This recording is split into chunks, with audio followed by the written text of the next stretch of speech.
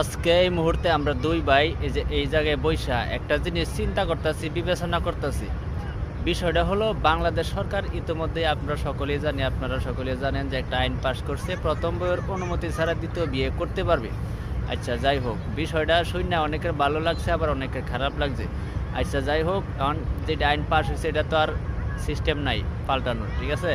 এখন বিষয়টা হলো আমার এই যে বড় ভাই, ঠিক আছে, অনেক দিন ধরে চাইতেছে কিন্তু একটা বিয়ে শাদী করতো, কিন্তু ওনার যে প্রথম স্ত্রী আছে, প্রথম বউ আছে, কিন্তু ওনার জন্য পারতেছে না, মানে ওনার সাহস, এই যে বুঝতেই তো আছেন, হাত দিয়ে দেখাইতেছে একটা কিলায় ভর্তা করিয়ে আলবো।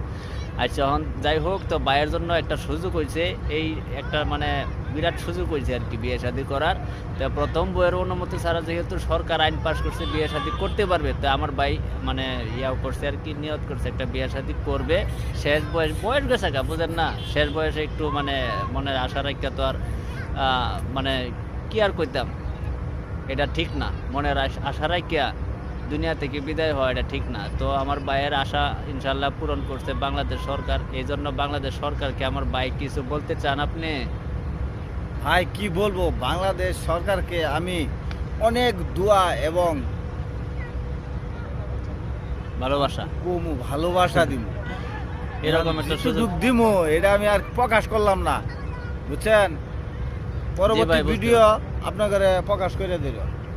ইনশাল্লাহ ভাইয়ের বিয়ে বিয়া শাদী শাদী কইরা সাথে একটা বউ নিয়া তারপরে বাংলাদেশ সরকারকে ধন্যবাদ দিব। ঠিক আছে, ভাই, কিছু বিয়ে কই না। শাদীর তারপরের ভিডিও আপনারা পাবেন আমার ভাইয়ের এই আইডিতে। সবাই আমার বাইকে ফলো দিয়ে রাখবেন, পরবর্তী সকল কিছু আপডেট দেওয়া হবে। Yes. তো ভাইয়ের পাশেই থাকবেন, আইডির পাশেই থাকবেন। ধন্যবাদ সকলকে।